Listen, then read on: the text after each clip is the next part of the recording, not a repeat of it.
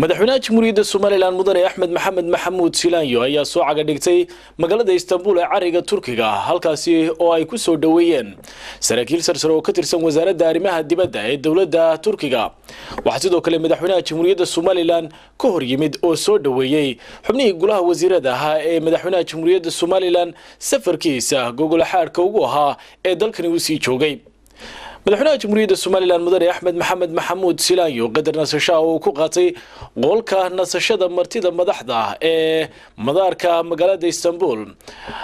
ayaa madaxweynaha jamhuuriyadda Soomaaliland loo soo galbiyay hotelka u gaarka iyadoo ay xusid muday madaxweynaha jamhuuriyadda Soomaaliland iyo wafdigiisaba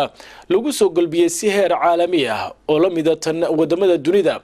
waxaana xusid mudnayd in madaxweynaha Soomaaliland ay galbinayeen gawaari tiradoodu ay kor u dhaaftay 13 gaari oo ay wadaan dirawalada u gaarka ah ee loo tababaray in ay soo galbiyaan madaxda kala duwan ee caalamka madaxweynaha jamhuuriyadda Soomaaliland hab maamuuskani loo sameeyay waxa ka dhex muuqday ciidamada kala duwan ee dawladda Turkiga oo madaxweynaha Soomaaliland si aad ah u soo dhaweynayay iyagoo qaarkood ay wadada taagnaayeen isla mar ahaantaasina ay ka kala joojinayeen gawaarida kale madaxweynaha Soomaaliland waxa hareer socday gawaarida lagu soo dhaweeyo madaxda kala duwan ee caalamka gaar ahaan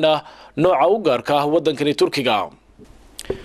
wasiirka arrimaha dibadda Soomaaliland Dr. Maxamed Cabdullaahi Cumar ayaa waxa uu faahfaahin ka bixiyay madaxweynaha Soomaaliland hab maamuuskan sare ee loo sameeyay ee dawladda Turkiga ay ku qaabishay waxa wasiirka arrimaha dibadda Soomaaliland sidoo kale faahfaahin ka bixiyay qorshayaasha kala duwan ee uu waajihi doono madaxweynaha jamhuuriyadda Soomaaliland iyo mas'uuliyiinta uu kulamada la yeelan doono madaxweynaha waxa lagu qaabilay hab maamuus madaxweyne oo dawladda Turkiga ay soo dhaweysay waxa kale oo madaxweynuhu maanta leeyahay qada ay xukuumaddu siinayso kadibna barnaamijkiisii siyaasadeed iyo dhaqaale iyo horumar oo halkan u yimid ayaa u bilaami doona barnaamijkuna wuxuu ka dhacayaa magaalada Ankara ee ah magaalo madaxda dalkan Turkiga madaxweynaha wafdigiisa iyo waxa la filayaa in ay shirar kala gedisan u qorshaysan inay yeeshaan oo uu ka mid yahay ra'iisul wasaaraha dalka Turkiga wasiirka khaarijiga wasiirka tamarta iyo petrolka iyo mas'uuliyiin kale oo ka tirsan xukuumaddan dalkan Turkiga intuu madaxweynuhu joogo waxa kale oo qorshaysan in ay wada arkaan howlaha horumarka dalka ka socda si dawladda Turkiga markaa ay kaalin weyn uga qaadato barnaamijka xagga iskaashiga ee labada dal madaxweynaha jamhuuriyadda Soomaaliland mudane Axmed Maxamed Maxamuud Silaanyo waxa wafdigiisani ku wehelinayay marwada qaranka ee dalka jamhuuriyadda Soomaaliland marwo Aamane Waris Sheekh Maxamed Jirde wasiirada wasaaradaha madaxtooyada mudane Xirsi Cali Xaaji Xasan wasiirka dib u dejinta mudane Saleebaan Xagle Toosiye iyo sidoo kale safiirka dawladda Itoobiya u fadhiya dalka jamhuuriyadda Soomaaliland Aadan Nuux Dhoole oo isagu wafdiga kaga soo biray magaalada Addis Ababa ee xarunta dalka Itoobiya waxa xusid mudan xubnihii golaha wasiirada ahaa ee wasiirada wasaaradaha arrimaha dibadda waxbarashada macdanta iyo biyaha ee iyaguna madasha ku sii sugnaa magaalada Istanbul si ay gogol xaar ugu sii sameeyaan socdaalka madaxweynaha jamhuuriyadda Soomaaliland uu ku imanayay wadankani madaxweynaha jamhuuriyadda Soomaaliland mudane Axmed Maxamed Maxamuud Silaanyo waxa uu isla galabta u duuli doonaa magaalada Ankara ee xarunta dalka Turkiga halkaasi oo ay ka dhici doonaan kulanada ugu muhiimsan ee madaxweynaha Soomaaliland uu la yeelanayo madaxda dalkani magaalada Istanbul ee haatan uu madaxweynaha jamhuuriyadda Soomaaliland ku sugan yahay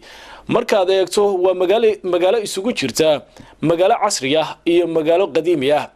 waxaana markiiba ay indhahaagu qabanayaan xaruntii looga arrimin jiray adduunyada 400 ee sanadood ee xaruntii Cusmaaniyiinta oo iyadoo indhahaagu ay isla markiiba qabanayaan iyadoo geesta kalena ay magaaladu si aad u kortay oo dhismayaasheeda kala duwan ay hareero socdaan dhismayaal kale oo haatan magaalada ka hirgalaya waxaana la oran karaa qaybaha kala duwan ee horumarka iyo nolosha magaalada Istanbul waa mid si talaabo ah u soo kabcaya madaxweynaha jamhuuriyadda Soomaaliland mudane Axmed Maxamed Maxamuud Silaanyo waxa uu noqonayaa madaxweynihii ugu horeeyay ee dalka jamhuuriyadda Soomaaliland ee isagoo martiqaad rasmi ah ka haysta ra'iisul wasaaraha ugu sareeya dawladda Turkiga yimaada dalkani Turkiga waxaana ay noqonaysaa maalin taariikhi ah oo dalka jamhuuriyadda Soomaaliland guud ahaantiiba taariikhda u gali doonta marka la eego hab maamuuska loo qaabilay madaxweynaha iyo wafdigiisa iyo qiimaha la siinayo dalka jamhuuriyadda Soomaaliland maasim axmed cawaale telefishinka qaranka somalilan istanbul dalka turkiga.